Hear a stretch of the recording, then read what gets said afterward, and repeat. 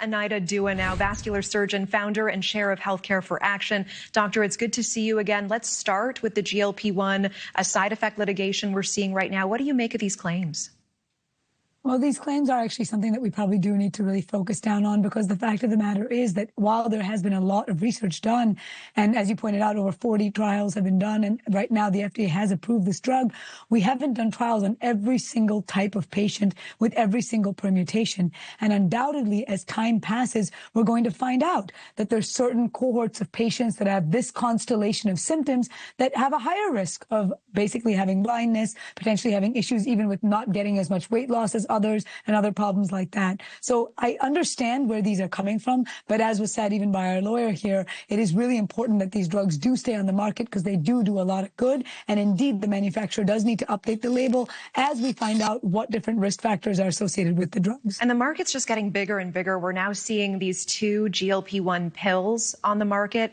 Is this expanding too fast? Can the FDA keep up? Is this still safe?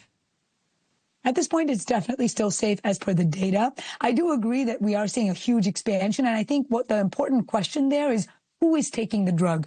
These drugs are specifically meant to be used in certain types of patients, primarily the diabetics, people with cardiovascular risk factors. And what we are seeing in the United States, especially actually globally, to be frank, is that a lot of people are getting on it through different things like spas and other areas that are not necessarily medical. And so can you really say in that patient population where a doctor really isn't the one prescribing and a good thorough history is not being taken, that the companies are then liable? Because ultimately we can't say in that particular patient who doesn't have risk factors, should they be on this drug? You know, we've also hit this major turning point. Key patents for Novo Nordisk's semaglutide drugs, like Ozempic, expiring in these major centers like India. We know this is going to flood the market with cheap weight loss drugs there.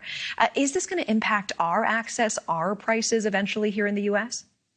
I think it will ultimately, because especially if we're flooding the market like this and there's a better way to get these drugs that are cheaper, we might be getting them here. But the issue then will be ensuring quality and ensuring that the type of drug that's coming here has the same impact and effect. We already have our FDA that's checking out these types of things, but ultimately, if we are going to allow things like spas, again, to prescribe these medications and obtain them from outside of the country, we're going to completely lose control over the quality checks and ultimately might see more complications like we're seeing in the patients that were described by the lawyer. Yeah, certainly it's something to watch. I also, with the time we have, want to get your take on a new move by the White House this weekend.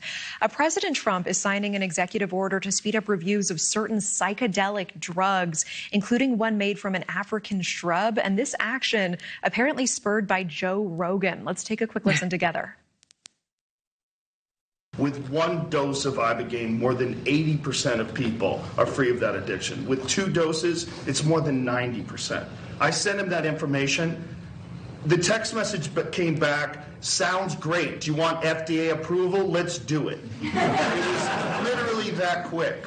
Ibogaine. I mean, do you agree with Rogan's claims about this psychedelic? And what do you make of these drugs potentially becoming legal?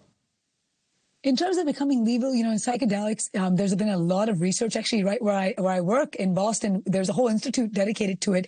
But the word is research. We still are not there to determine what patients benefit at what dose. And it actually terrifies me to hear that a text message that's being sent like that would be met with a, hey, do you want FDA approval? As if it's something you just, you know, pull off the shelf. Data is really the most important thing here. There's no question that psychedelics appear to be something that can help certain patients potentially with PTSD, things like addiction, but we absolutely have to do the research before we just let it loose in the community, because there can be very negative effects as well that have also been documented by data. Dr. Anahita Dua, always appreciate the time. Thank you so much. Thank you for having me. Well, computers are not